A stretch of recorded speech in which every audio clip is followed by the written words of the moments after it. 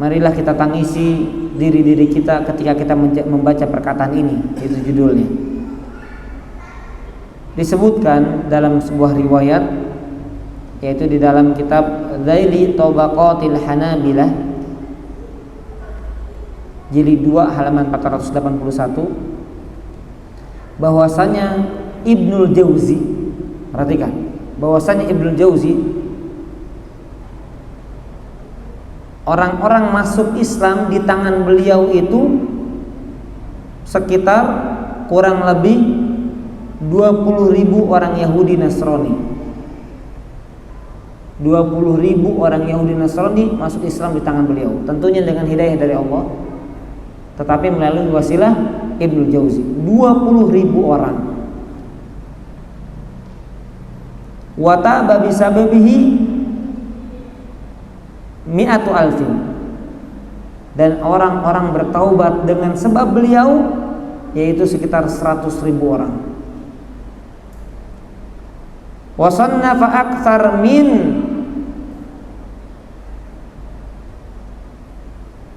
alfain musannaf, dan beliau mengarang kitab lebih daripada 2000 karya. 2000 Pak, karya beliau lebih daripada 2000 buku karangan. Namun apa yang beliau lakukan? Wa huwa alqa'il litullabi. Namun sedemikian hebatnya perjuangan dan juga pengorbanan beliau untuk dakwah dan agama ini, beliau berkata kepada para muridnya, "Idza dakhaltumul jannah wa lam tajiduni bainakum fas'alu anni wa qulu." Kalau kalian masuk ke dalam surga kemudian kalian tidak mendapatiku berada di tengah-tengah kalian, maka tanyakan tentang aku di hadapan Allah, dan katakan kepada Allah, wa qulu ya Rabb inna 'abdaka fulan kana yudzakkiruna bika.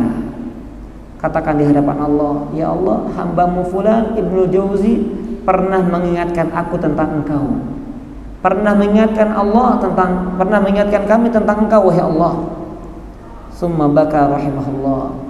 Kemudian setelah mengatakan kalimat tersebut, Imam Ibnu Jauzi menangis. Lihat jamaah azanillahu iyyakum, teguran cambuk untuk kita semuanya. Apa yang selama ini sudah kita kerjakan untuk agama ini? Apa yang selama ini sudah kita korbankan untuk agama ini? Kita tidak mengatakan untuk diri kita, untuk keluarga kita, bukan. Untuk agama apa? Untuk dakwah apa yang sudah kita korbankan? Karena di antara bentuk kecacatan iman seorang adalah orang gak mau berkorban memperjuangkan agamanya. Antum tahu jihad, puncaknya agama, apa tujuan adanya jihad? I'la'u kalimatillah. Adanya jihad, berkorban jiwa kita, harta kita, siap ditumpahkan darah kita, siap terputus-putus, tersayat-sayat, tercobak-cabik, rusak tubuh kita, untuk apa? I'la'u kalimatillah. Tujuannya adalah untuk meninggikan kalimat Allah, itu jihad. Sekarang nggak ada jihad peperangan, belum ada. Apa yang sudah kita korbankan untuk agama? Antum yang bukan ustaz, antum yang bukan ulama, antum bisa berkorban dengan harta untuk agama ini. Antum bisa korbankan dengan tenaga untuk agama ini. Kalau tidak, kita ini adalah manusia-manusia yang cacat, walaupun fisik kita terlihat normal. Kemudian lanjutan dari tulisannya, wa nahnu al-yawm muqilluna fil amal wa ma akbaru amanina. Sedangkan kita adalah orang-orang yang sangat sedikit amalnya, sedangkan besar angan-angannya. Amalnya sedikit, angan-angannya besar. Sampai-sampai perhatikan jamaah azani Allah wa iyyakum, ba'duna idza shalla salawatil khams fi yaumin dhanna annahum minal mubasysyirin bil jannah. Sampai-sampai di antara kita ada orang yang melaksanakan sholat 5 waktu sudah rutin, seolah-olah kita merasa adalah orang-orang yang sudah dipastikan masuk surga. Seperti siapa? Seolah-olah seperti sudah jaminannya seperti Abu Bakar, Umar, Utsman, Ali dan seterusnya. Al-ashrah al-mubasysyirin bil jannah, 10 orang yang mendapatkan jaminan masuk surga hanya dengan sholat 5 waktu. Berharap silahkan, tapi seolah-olah memastikan dalam diri kita. Kemudian wa ba'duna idza hafizal arba'in an-nawawiyah dhanna annahu syekhul Islam wa imamuddin. Ada di antara kita yang sudah hafal kitab Imam Arba'in Nawawi 40 sekian hadis, seolah-olah sudah sekelas Syekhul Islam Ibnu Taimiyah. Itu penyakit penuntut ilmu zaman ini. Sudah ngaji sama Ustadz Kibar fulan, gaya jalannya sudah berbeda. Sudah dekat dengan Ustadz fulan, gayanya sudah seperti berfatwa.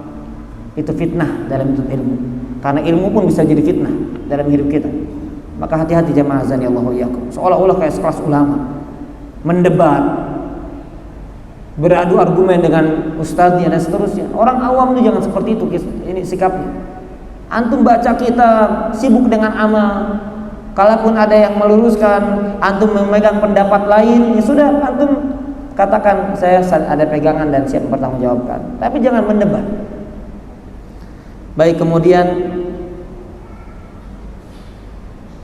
dalam hal ini ya tentunya ini sebagai teguran untuk kita semuanya, bahwa amal kita, perjuangan kita, pengorbanan kita hanya sedikit, gak ada bandingannya. Bahkan kalau mau dilihat dipandang antara langit dengan sumur, jauh jaraknya, bahkan mungkin lebih daripada itu.